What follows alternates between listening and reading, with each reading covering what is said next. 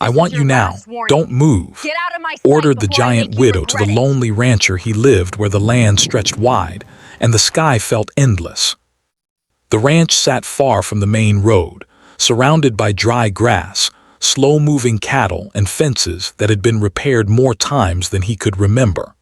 People in the nearby town knew him as a quiet man. They waved when they saw his truck, sometimes stopped to talk, but no one really knew him, and he preferred it that way.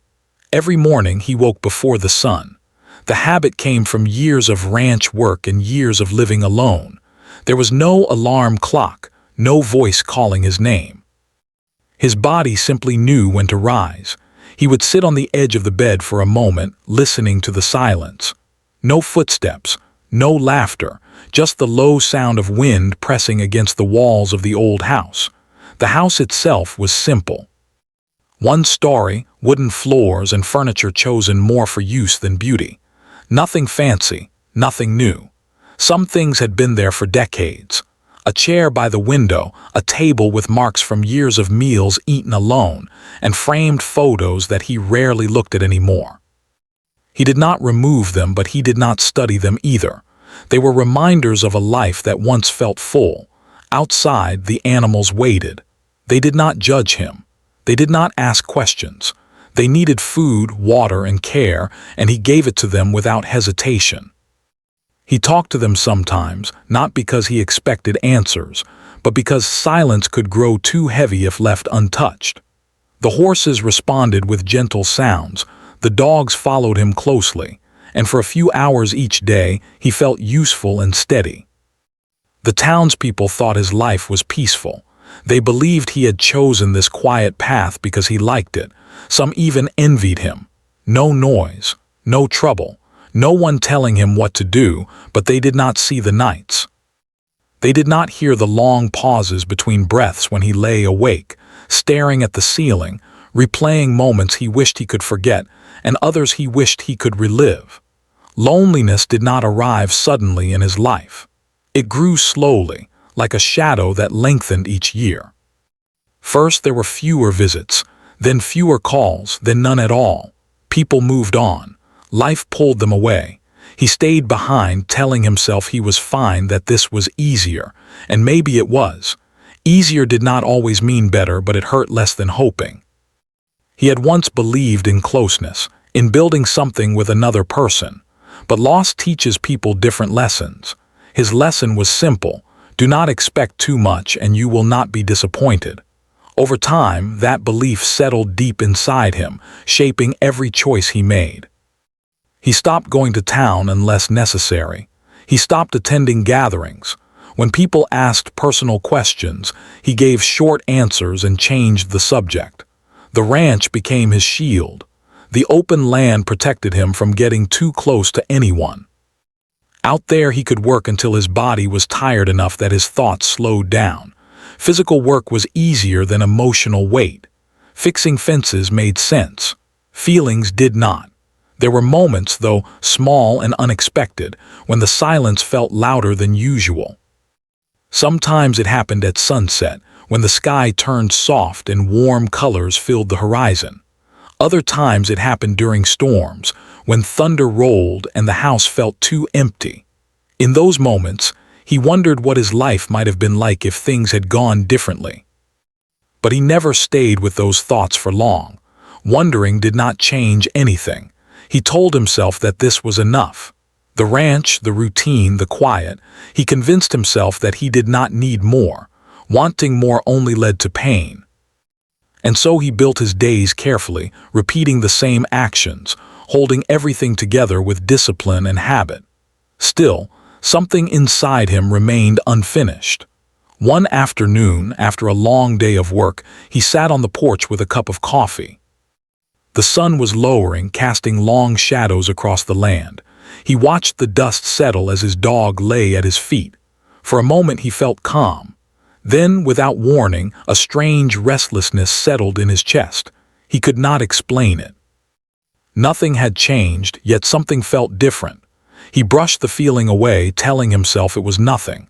But the sense lingered, quiet but persistent, like the land itself was holding its breath. That night he slept poorly. Dreams came and went, unclear and uneasy. Faces he had not seen in years appeared and vanished. When he woke before dawn, his heart felt heavy for reasons he could not name. He went through his morning routine anyway, moving on habit alone. As the day progressed, the sky remained clear, but the air felt charged. Even the animals seemed alert, lifting their heads at sounds he could not hear. He noticed it but did not think much of it. Life on a ranch taught a person to trust routine over feelings. By midday, a distant sound broke the stillness. A vehicle. Rare enough that it caught his attention immediately. He wiped his hands on his jeans and looked toward the road. A cloud of dust rose slowly, growing closer. Visitors were uncommon, and unannounced ones even more so. His first reaction was irritation. His second was curiosity. He stood still, watching as the vehicle approached the gate. Something about the moment felt important, though he could not explain why. It was as if the quiet life he had carefully built was about to be tested. As the vehicle stopped, he noticed how tall the figure was when the door opened. The person did not rush or hesitate. They moved with purpose, confidence clear in every step. He felt a shift inside himself, unease mixed with interest. He told himself to stay calm, to remain distant. This was just another interaction, nothing more. But deep down, a part of him knew that his life, long defined by silence and routine, was standing at the edge of change. He did not yet know who this person was or why they had come. He did not know that the stillness he had relied on for years was about to be challenged. All he knew was that the quiet man of the ranch was no longer alone in the moment, and something he had buried long ago was beginning to wake up.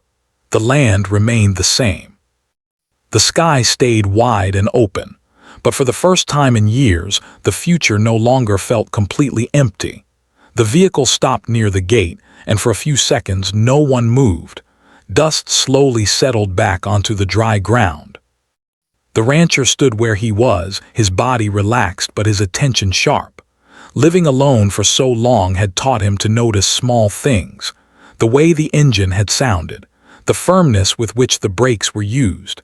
This was not someone lost or unsure. The door opened, and the first thing he noticed was height. The woman who stepped out was tall, taller than most people he knew. She stood straight, shoulders back, moving as if she belonged wherever she stood. Her presence felt solid, almost heavy, as though the air shifted around her.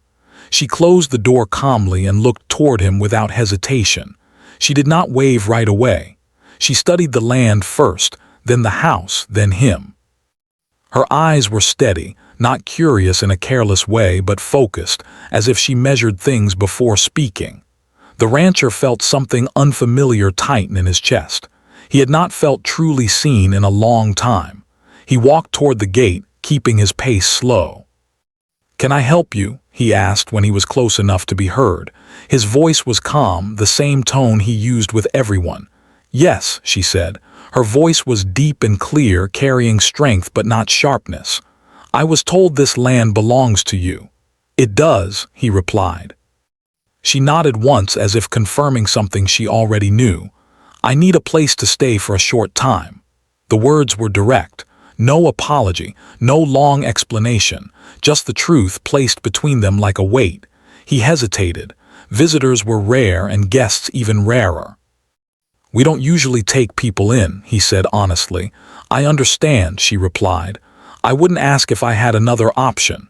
There was no begging in her voice, no weakness either, just honesty. He noticed that immediately. Most people tried to soften themselves when asking for help. She did not. He studied her more closely now. Her clothes were practical, worn but clean. Her hands showed signs of hard work. This was not someone unfamiliar with struggle. Her face carried lines that did not come from age alone but from experience. There was something else too, an absence, as if part of her life had been taken away, leaving space behind. "You can come inside," he said at last, surprising himself as much as her. She met his eyes again, and for a brief moment something crossed her face. Relief, maybe, or gratitude, but it passed quickly. "Thank you," she said. As she followed him toward the house, the rancher felt the quiet shift around them. The dogs watched her carefully but did not bark. The animals in the distance remained calm. It was as if the land itself was deciding whether to accept her. Inside the house, she paused near the doorway, taking in the space. It was modest, clean, and clearly lived in by one person. No extra decorations, no unnecessary items, just what was needed. "Make yourself comfortable," he said, gesturing toward a chair. She sat, careful not to take up too much space despite her size. He poured water for both of them and handed her a glass. Their fingers almost touched, and he felt a strange awareness ripple through him. He stepped back quickly. "My name is Elias," he said, offering it without thinking. She accepted it with a small nod. "Mara."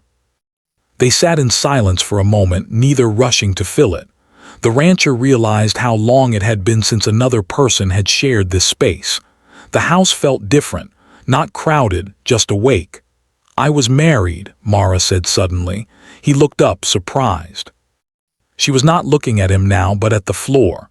"My husband passed away 2 years ago." "I'm sorry," he said quietly. "So am I," she replied. There was no sadness in her voice, only truth. She explained that she had been moving from place to place since then. "Work here, rest there. Nothing permanent." She was not running, she said, just not ready to settle. Something about her honesty made him listen closely.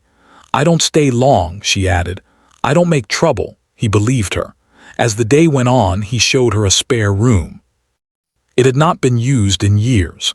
He opened the window to let in air and helped her move her small bag inside.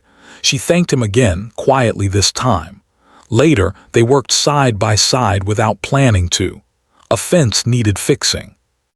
He handed her tools without asking, and she took them like someone who knew exactly what to do. They did not talk much, but there was a rhythm between them that surprised him. No awkwardness, no tension, just shared movement. As the sun lowered, they sat outside again.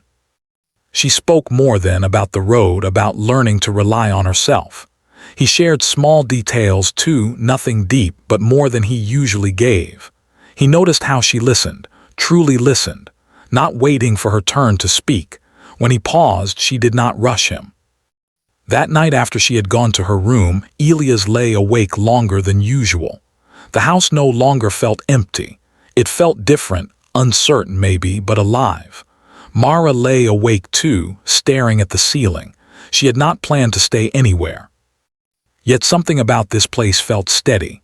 The man was quiet but not cold, reserved but not closed. Neither of them knew what this meeting would become, but both felt it, the subtle shift.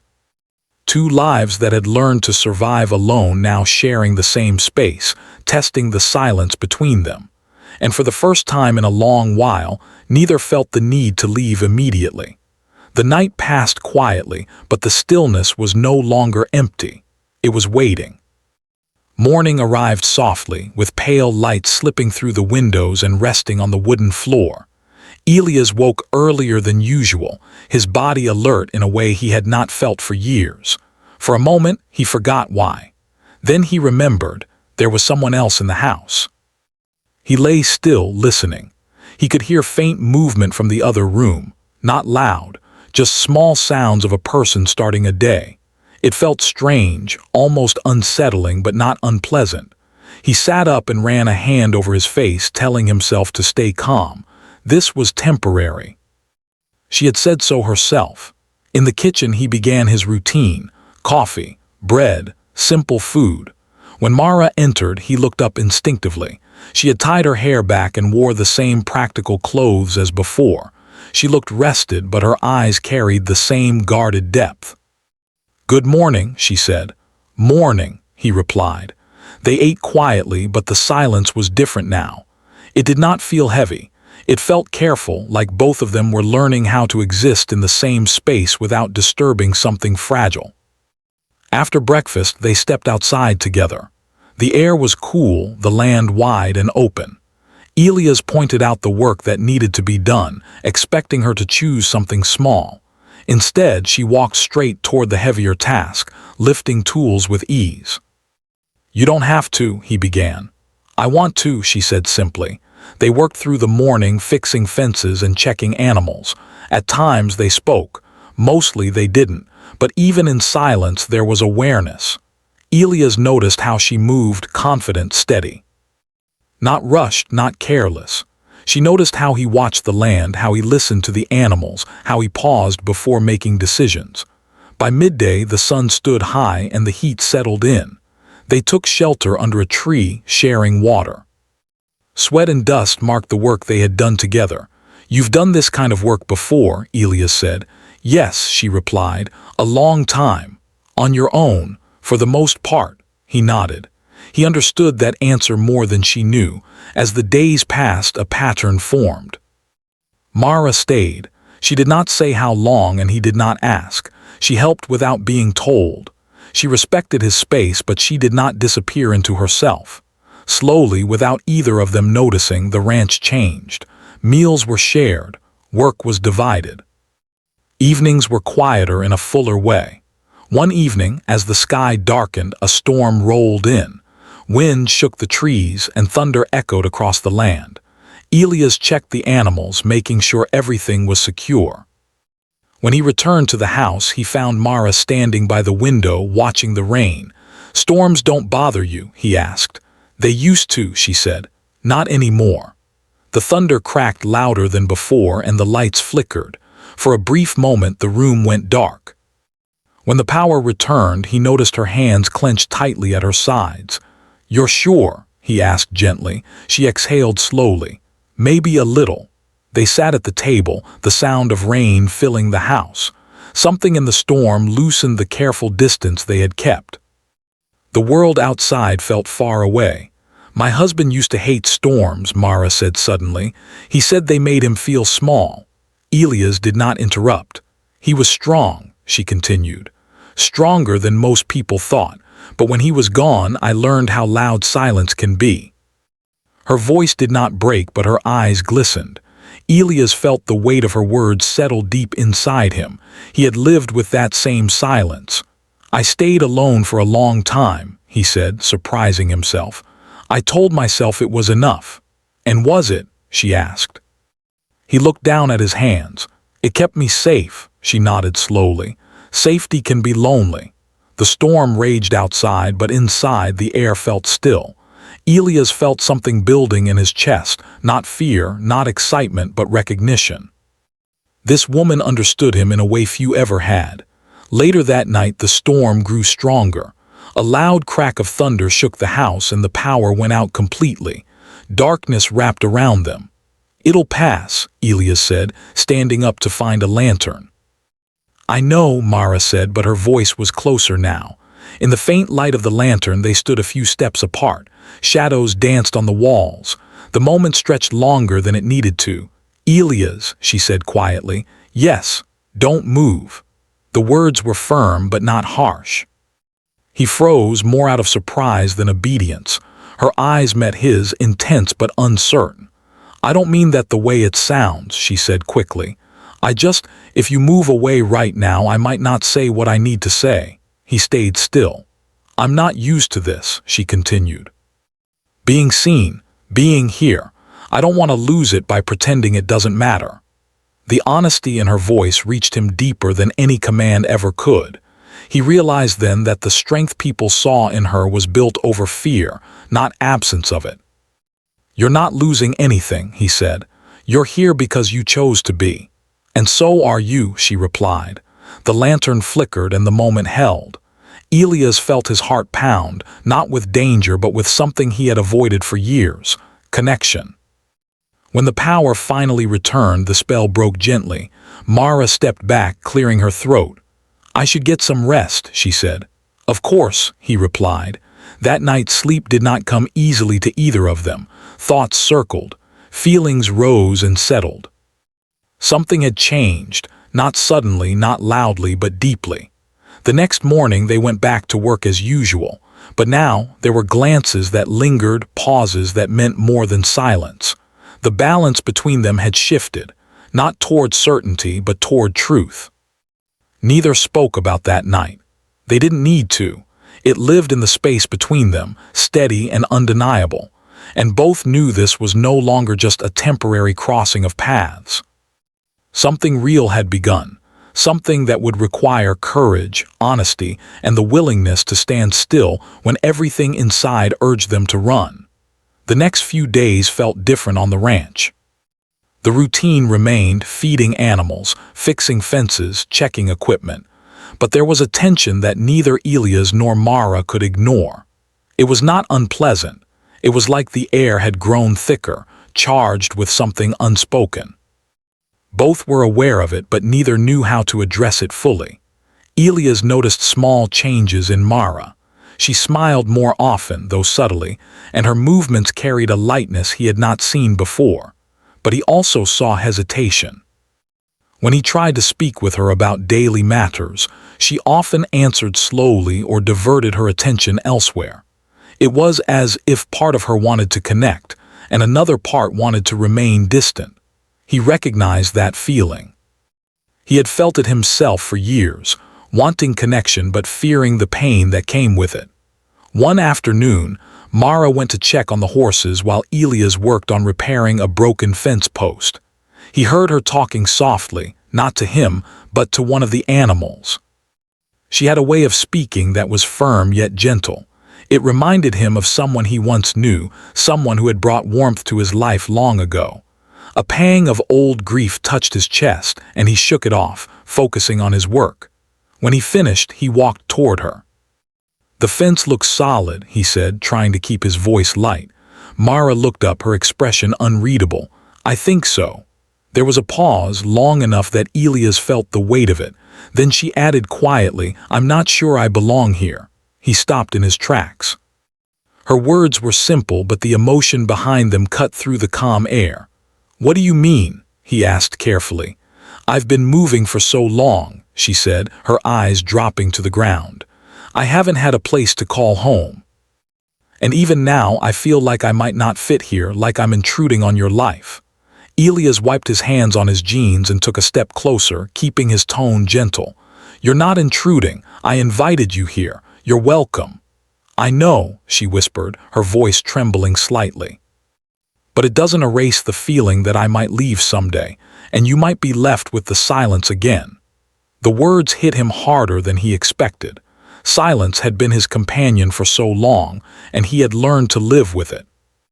But hearing her fear of leaving and knowing she could made him realize how much he had come to rely on her presence. "You don't have to worry about leaving," he said softly. "Not while you're here." She shook her head, a faint smile breaking through. "I wish it were that easy." Over the next few days, the tension between them grew. They shared meals and work, but conversations became hesitant. Both were aware of feelings that neither wanted to fully name. Mara would sometimes pause mid-task, her eyes lingering on Elias longer than necessary, then quickly return to her work as if she had only just remembered her duty. He noticed, but he did not comment. He understood that this was part of learning to trust someone again. One evening, the tension reached a breaking point. A storm had rolled in, darker and more intense than any they had experienced before. Rain battered the roof and wind bent the trees, and the ranch seemed smaller and more exposed than usual. Elias and Mara sat inside, waiting for the worst of it to pass. "I'm scared sometimes," Mara said suddenly, breaking the silence. Her voice was low but steady, not of the storm of everything else, of losing people, of being left alone again. Elias met her gaze. He understood completely. "I've felt that too," he admitted, "more than I care to say." For a long moment they sat in silence, letting the words sink in. The storm outside mirrored the storm within them, wild, unpredictable, and unavoidable. "I don't know how to stop being afraid," Mara continued. "I want to trust, but I don't know if I can." "You don't have to force yourself," Elias said. "Trust isn't instant. It's built over time, step by step. We can figure it out together." She looked at him then, really looked, as if seeing him for the first time. The vulnerability in her eyes made him realize that beneath the strong, commanding exterior was someone fragile, someone who had been hurt before and was learning to stand again.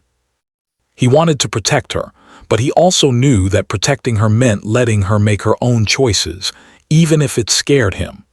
The storm lasted through the night, and the ranch was alive with sound and movement.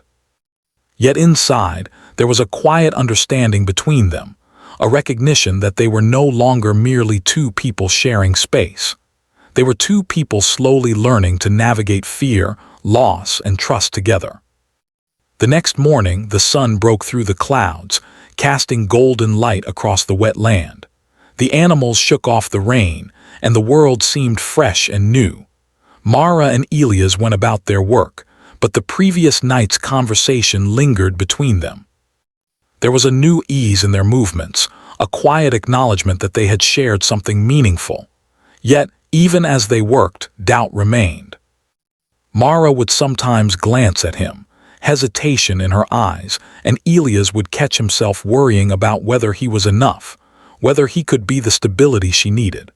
The emotional struggle between fear and desire became a silent rhythm in their daily lives.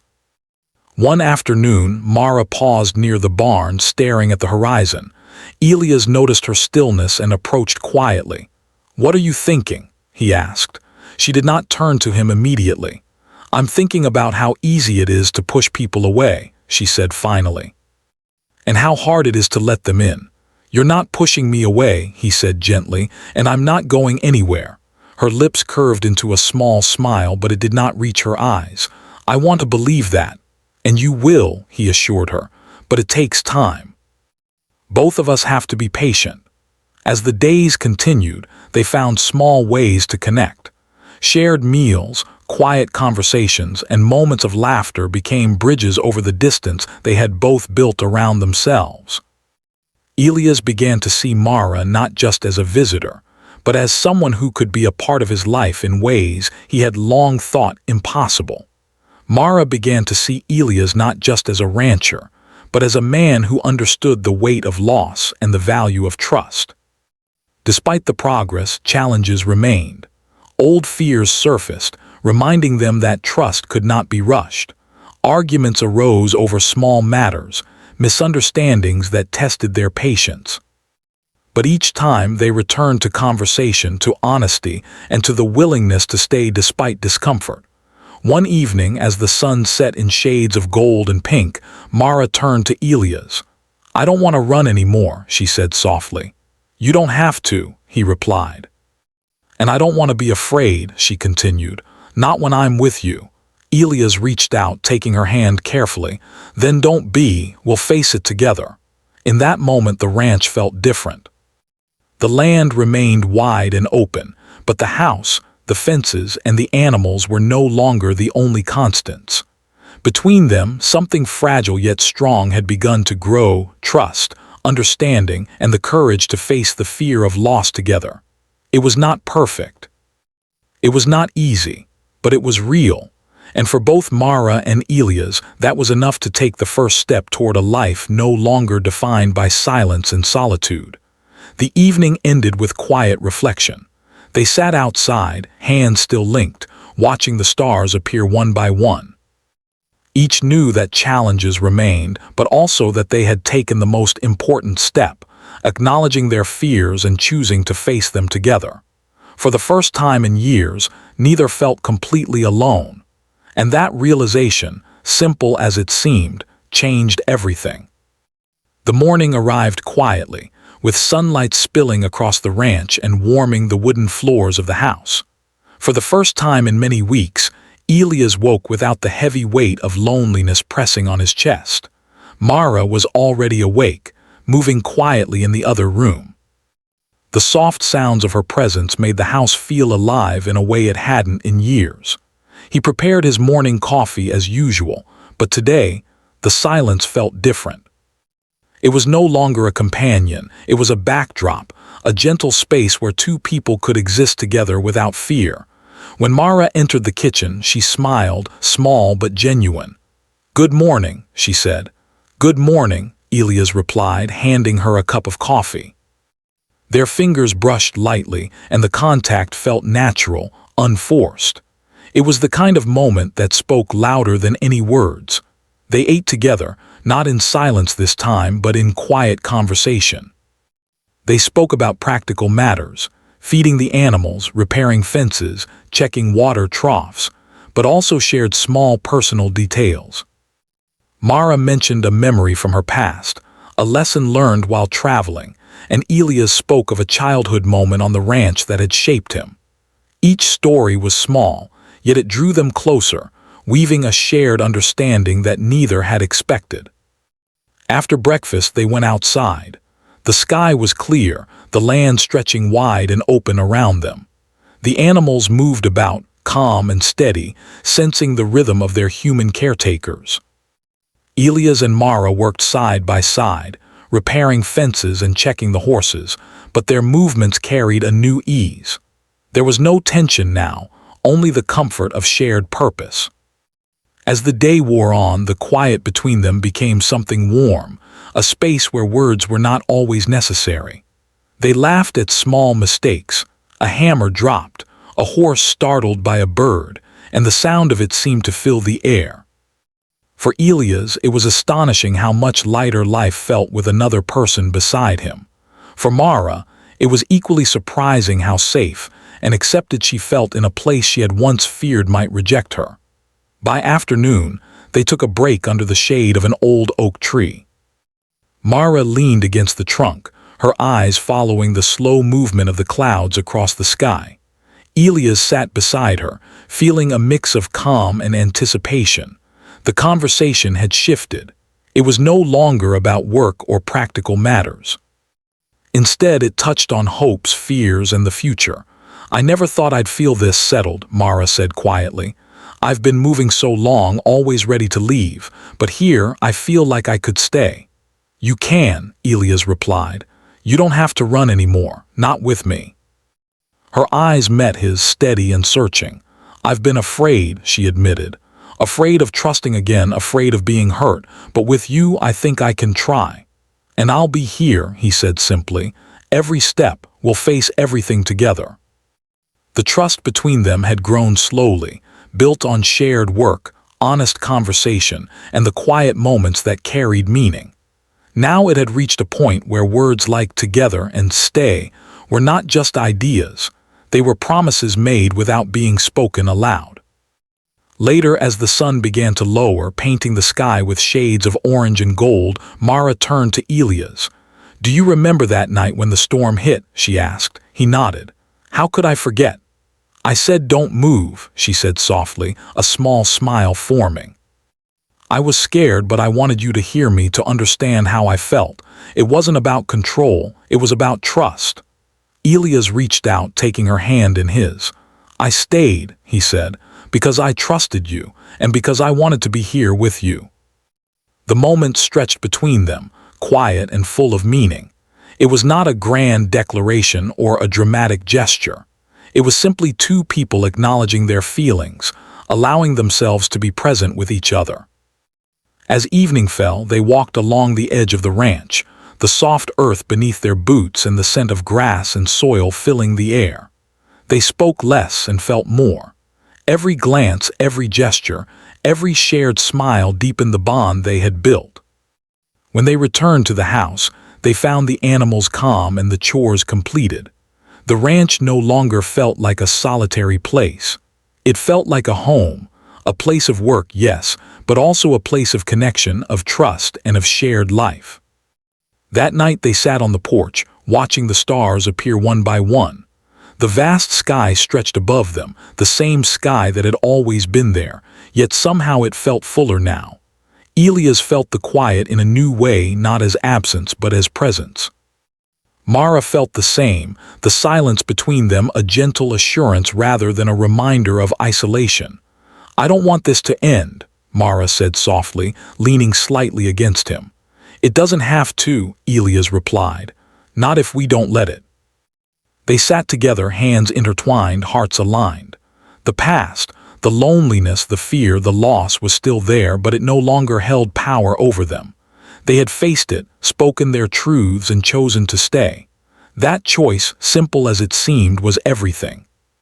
In the quiet of the night, on a ranch that had once been a place of solitude, two people found what they had been searching for: not perfection, not certainty, but connection.